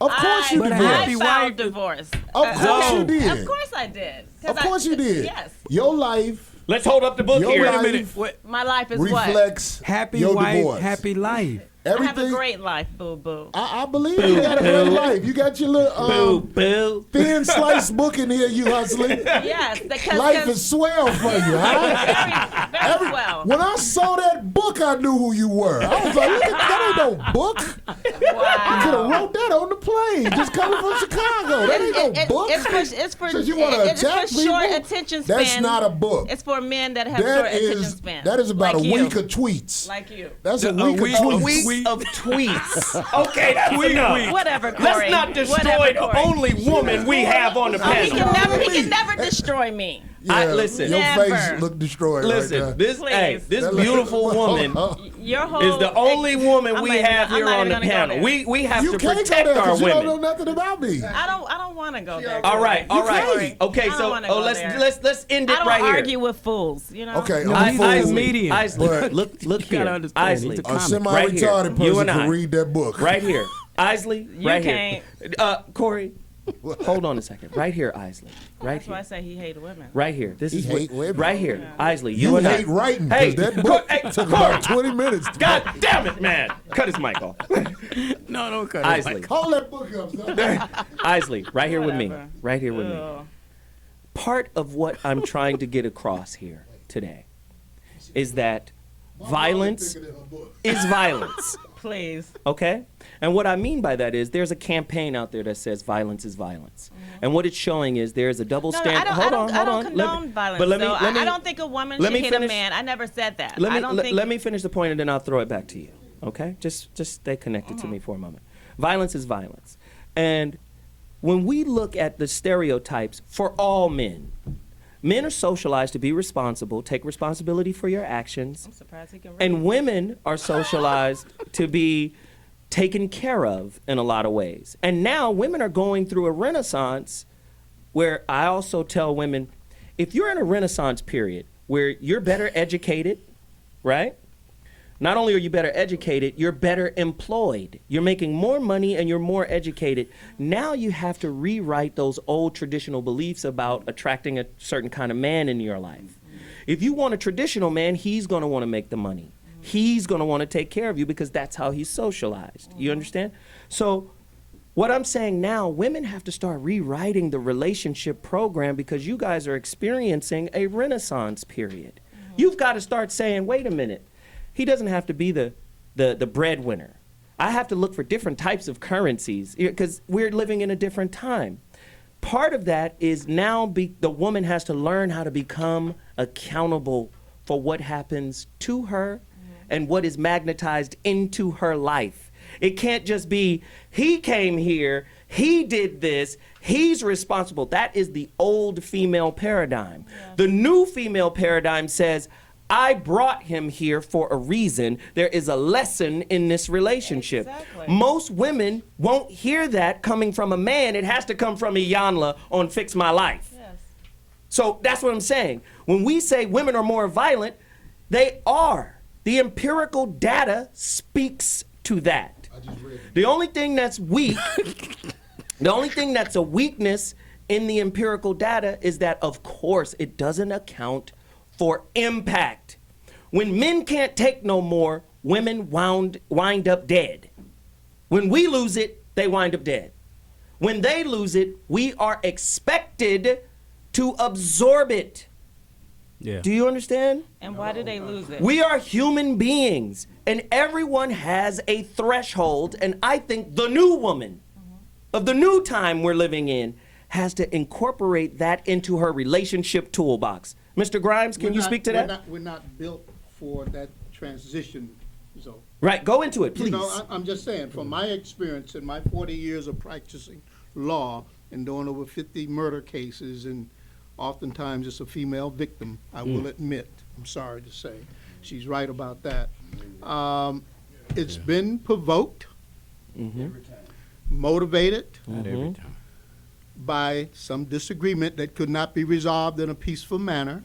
And like you say, the woman comes out being the loser, but it goes back to what I said at first. Society has to take on the responsibility, like you're telling your young son, your mama is the referee. You follow me? And you have to respect her. Right. And I'm saying that to him so he does not go to jail. Right. Because that's how it's set up. A friend of mine owned a preschool across the street from my business. 4-year-old tells the teacher, "Bitch, fuck you. You don't tell me what to do. I'll whoop your motherfucking ass." This is a 4-year-old. Wow. He said, "Milton, I got to kick him out." Wow. You follow me? So we can't, you know, we listen to music. A lady and I over the weekend was talking about, she said, "I'm cooking." She was fixing a birthday dinner for my godson. She said, "I need to hear some cool jazz." And then she said, "Give me some loving R&B." And so we started talking about the music of old, spreading love. And we want to embrace each other. Our today music, you know, I like some rap music too. I like the beats, but the words our kids don't understand. Right. You understand? Right, I remember when I represented Suge Knight, and Suge and I talked about this, and the woman back in Pennsylvania came into the picture, but it was like he agreed to help the youngsters understand these lyrics. Oh, please. And that, Doc, please what? Doc, Doc, take us out. I'm just saying back then. Back then. Real Take quick, us out, Doc. We need some help. Maybe we'll talk about this after break, but what just happened is Corey could give back whatever Isley was shoving at him. So it was a role reversal where he had words. He could bounce back, and what happened is if you look at Isley, she shut down. If you look, if you look at the expression on her face, she shut down. On her husband too. No. She shut down because But this is a chance, Isley, to feel what guys feel when they don't have words, when they can't fight back, and because you're not prone to violence. Yeah, they hit us. Wow. Listen, we got to take a break. We got to take a break. We're going to cover it. We're going to cover it when we get back. Corey versus Isley when we return.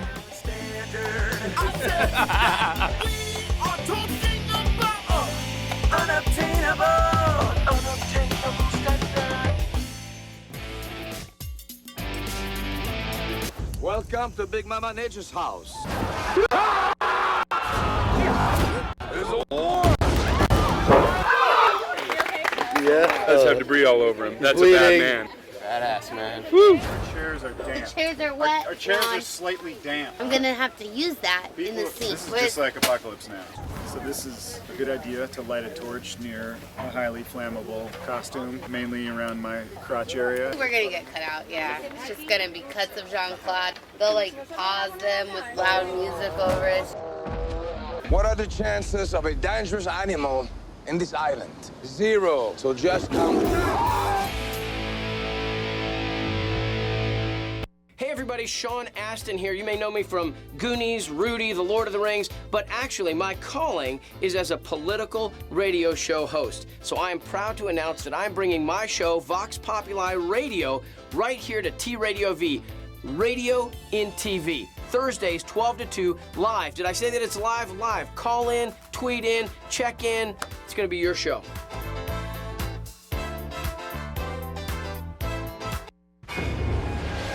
Hi, I'm Sheriff John Bonnell. You're watching T Radio. Radio and TV? What? Why are you asking me to do this after 12 drinks?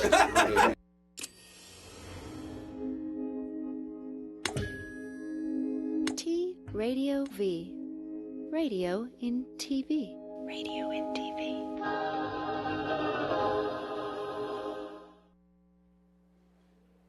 All right, on to substance. We talked on Wednesday about conflict in intimate relationships. And one of the points we made is that conflict in intimate relationships is inevitable. If you are interdependent with somebody, you are going to have conflict with them. Inevitable. It has to happen. It's a function of interdependence.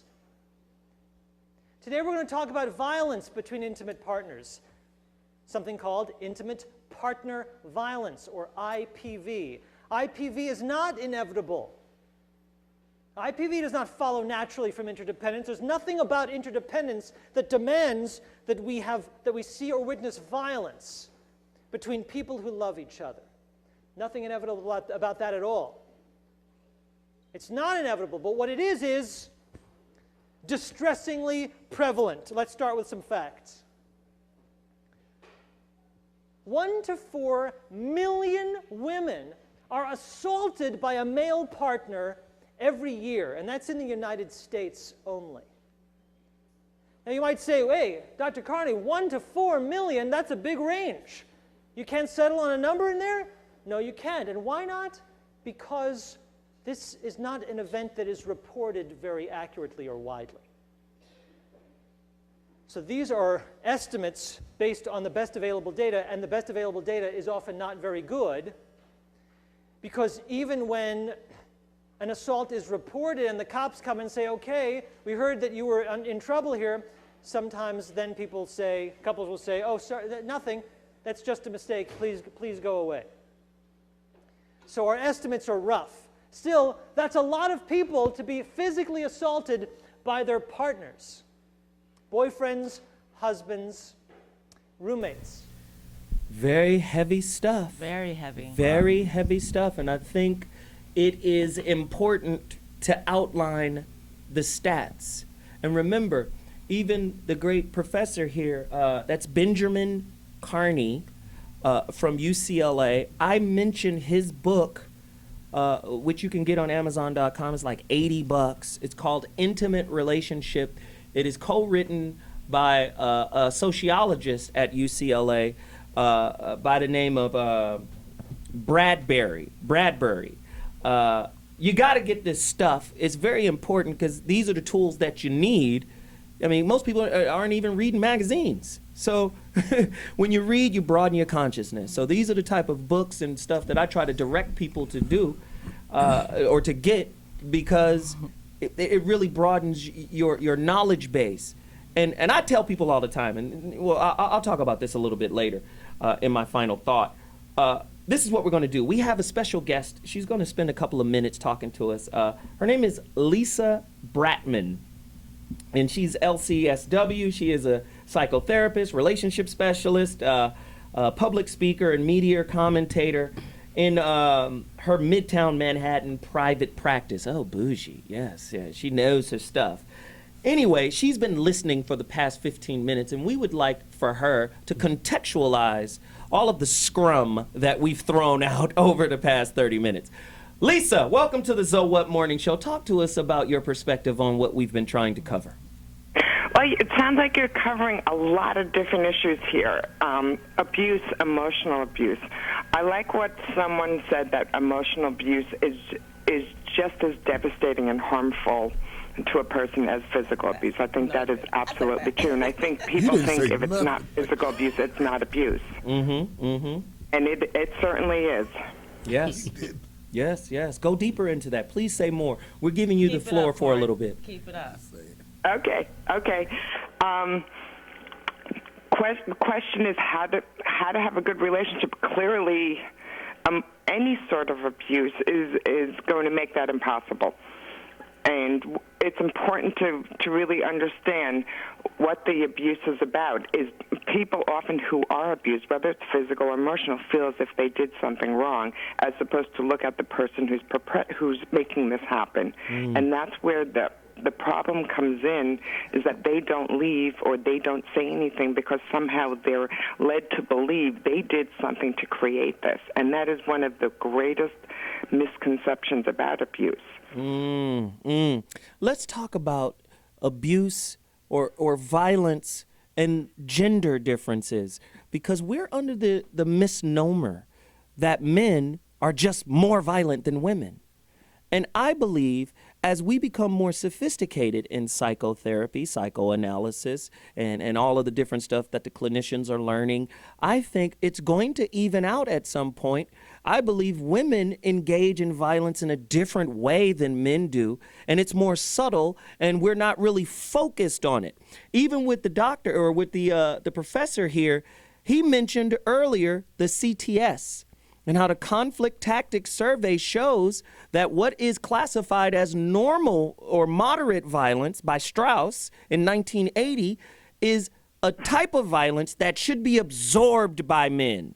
Pushing, slapping, punching, kicking, we should be able to absorb that. And I'm saying at some point, we're going to have to recontextualize that because men are just not built to do that, I believe. I don't believe we should have to absorb violence. Go into that. I think that you have a choice whether to stay or to leave, and people don't leave because they're fearful, and I understand that's what often keeps them in place. But I don't think abuse, whether physical, emotional, is acceptable in any situation. I don't care if it's male doing it to a female or a female doing it to a male. I think there's a lot of unreported studies of abuse in men. First of all, generally it's more verbal, but even when it is physical, many men are not going to report this because that they feel embarrassed by that, like my wife hits me, and the stigma that brings on. So I think because of that, there's so much unreported on those numbers that I don't think the studies are really as conclusive as they can be. Right. And not only do men have to fight the court system, they have to fight the stereotype.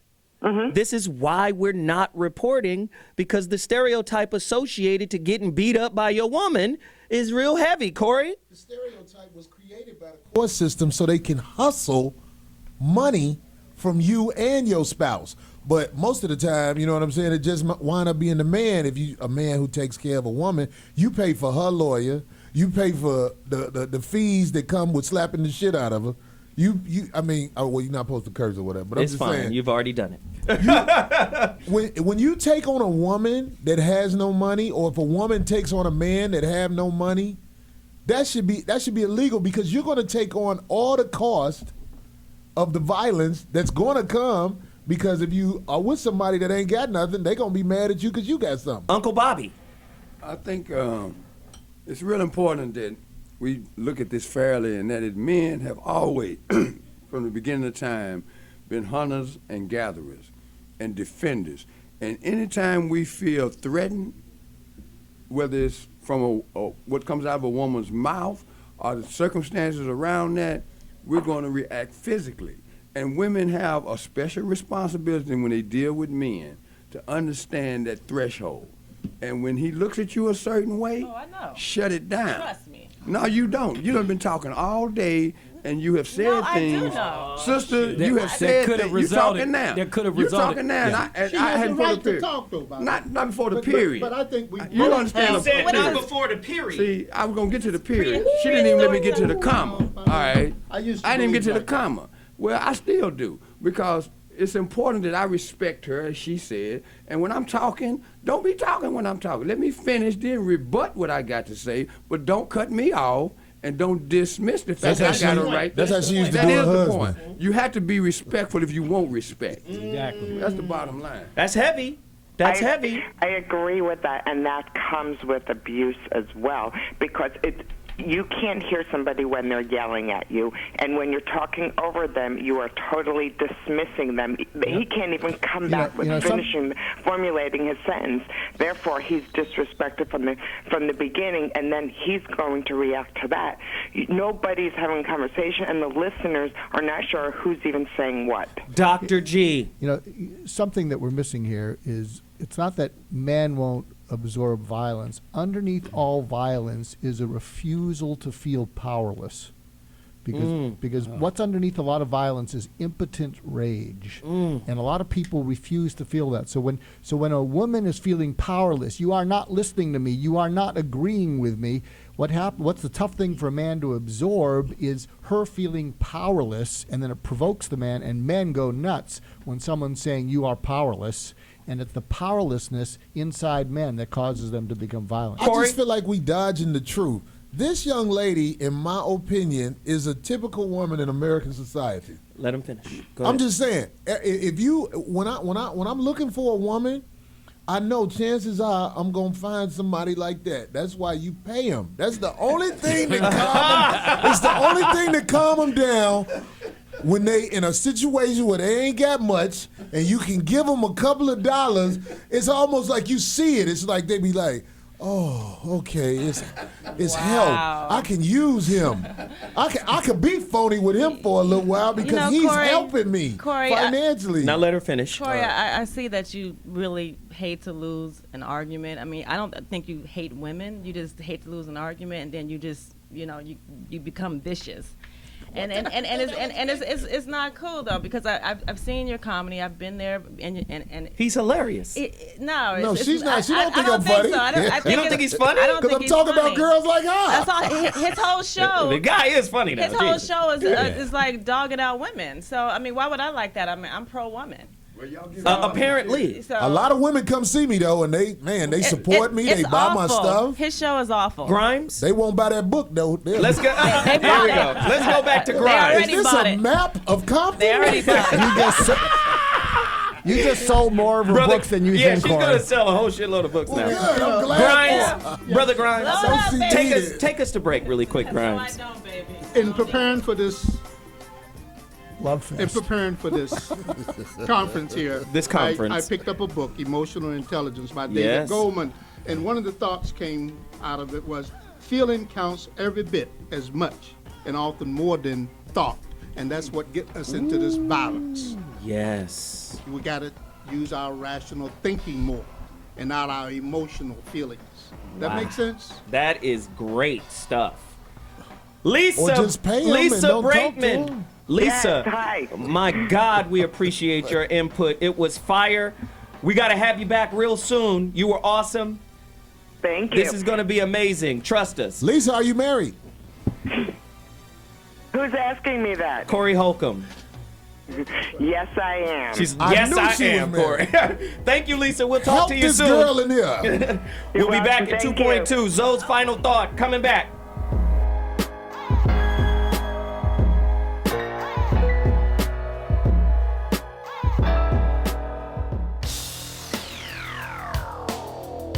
We are live. This is happening now. That's The Lonely Wild, and they're in studio. And we are here with, hello. Hey!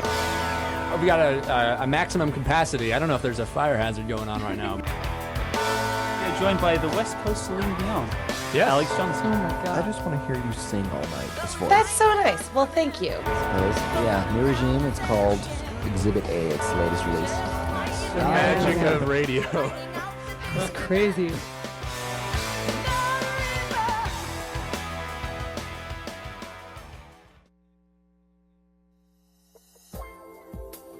I'm Laura Somoza. I'm Sterling Gardner. And we are Between the Sheets every Monday here, 3 p.m., tradiov.com. T-Radio-V. That's right. It's T-Radio-V, Radio in TV.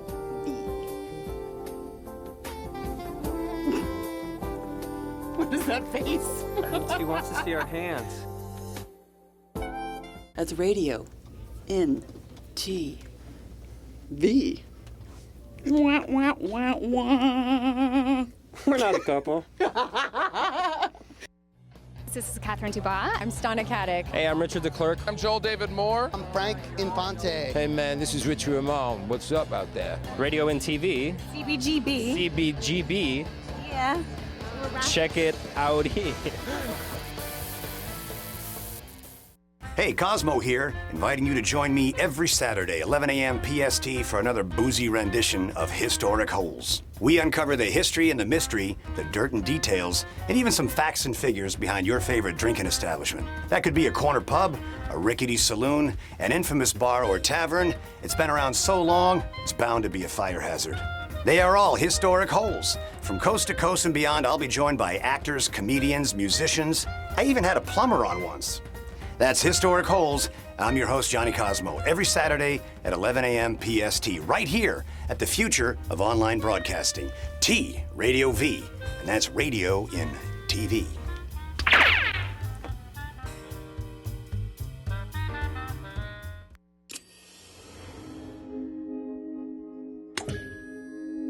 T Radio V, radio in TV. Radio in TV.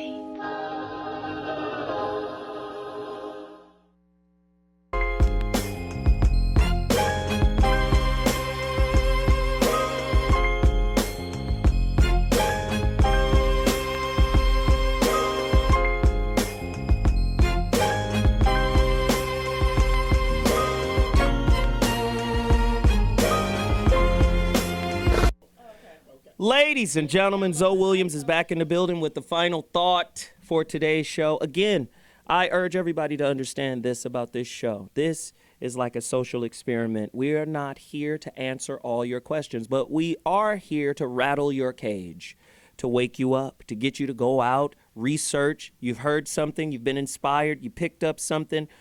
Go research. Because as I tell my son, relationship is a spiritually reflective school. You never graduate from this school, though. You're always learning, you're always evolving, you're always growing. And the feedback, just like in neurolinguistic programming, NLP states that whatever feedback you get, if it's negative, it's because of your ability to communicate your feelings, right? And how you build rapport is to change your communicative style, right? Might be incompatible with your partner. So you go, oh, I'm having conflict with this woman and I'm not getting an understanding from her. So let me try another approach. So as clinicians and psychiatrists and relationship specialists will say, it is the relationships that have flexible belief systems that are the most high functioning. The relationships with inflexible belief systems are the lowest functioning relationships, and they create conflict. If you want a good relationship, you got to have a toolbox full of conflict resolution tools. That is the number one prerequisite for successful relationships, conflict resolution ability. And guess what? That doesn't mean your relationship's always going to work. That doesn't mean the tools are always going to work. See, here's a couple of tools. Sharpening your listening skills. We all know that, right? Listening is probably more important than actually speaking. And I mean active listening, connected empathetically, not only just listening with your mind, but listening with your heart, right? As Dr. G says, heartfelt or heart-centered listening, right? You have to listen from that space in order to understand where they are at that time. Doesn't mean you're always going to be able to do it either. Sometimes your partner has to recognize when you're incapable of listening from a heart-centered space, and that's when they're supposed to back off. Sometimes, no, it's about what I want, right? So, listening skills. The next step, approaching the conflict in relationship as a team. The only way to do that is to be accountable for what you bring to the conflict, right? Bringing to the conflict's creation. We have to socialize women to think in a different way. Conflict isn't something that just happens to you. It is also something that happens because of you. You are a co-creator in the conflict you're experiencing. We've been socialized to be responsible in that way. Anything that comes your way, you are responsible for, and you're responsible for cleaning it up. That's how I raise my sons. That's how you raise your boy. That's how we raise our kids. I tell my son now. So I'm not saying women are responsible for all violence in relationship, and I'm not saying that the numbers are staggering in terms of men being violent towards women. But what I'm saying is women have more power than they think, and I think they marginalize their power when they automatically position themselves as the victim, right? Solange was not a victim in that goddamn elevator. She wasn't. But we laughed that off as if, oh, he's supposed to take that. I'm trying to tell you right now, women are in a renaissance period, and they need to understand that they got to change faulty, limiting beliefs about their relationships, or they'll continue to experience that which they don't want to. But it takes accountability to get to that space.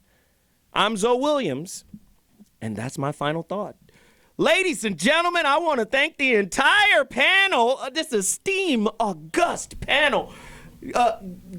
Guy Black, where can they find you, man? How can they connect with you? I'm right in Inglewood on the corner of Market and Manchester. Oh, Jesus. I'll be selling her book out my truck today. I want to see y'all about 3:30. I got 6 left. Absolutely, absolutely. Brother Grimes, man, famed attorney, supported Rodney King. I mean, the brother's been in the game for a long time. He was his attorney. Man, I appreciate you deeply for your wisdom and knowledge. Where can they find you? How can they connect with you, brother? Just look me up in the directory. I am so pleased to be here and to learn of what you're doing. Thank you, brother. Thank you. I appreciate it. Nicole Isley Melton, you are a beautiful sight to see. Talk to us. Where can they find you? How can they get your book? You can get my book on Kindle. You can get the hard copy at Barnes & Noble. You can get it on It's iTunes. everywhere. Can you download it? It's everywhere digitally, so you can get it. And it's Awesome. And it's a bestseller. Awesome. Awesome work. And in the truck in Inglewood at 3 Guy o'clock. Black is bootlegging it. Dr. G! Yeah, check out my books, Just Listen and Real Influence. You can check them out on Amazon or Barnes & Noble. And they're sequential. Just listen first and then try to influence people without pushing them. Excellent, excellent. Corey? Guy, you don't need a truck to sell them books.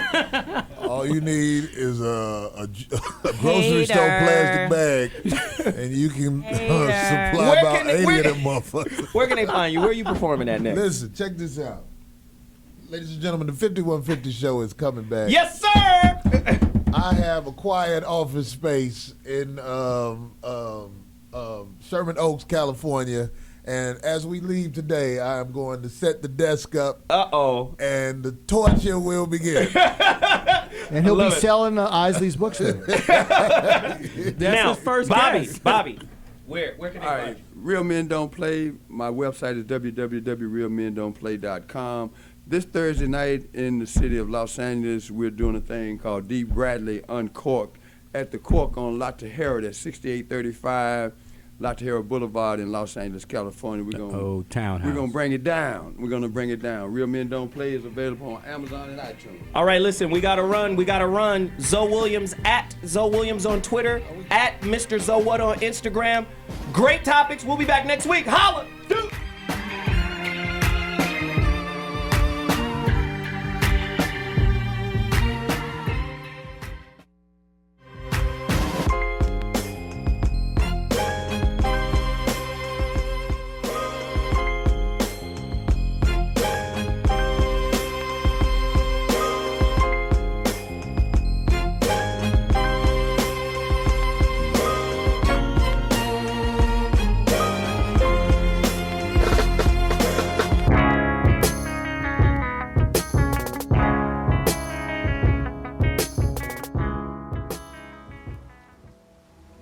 You are watching T Radio V.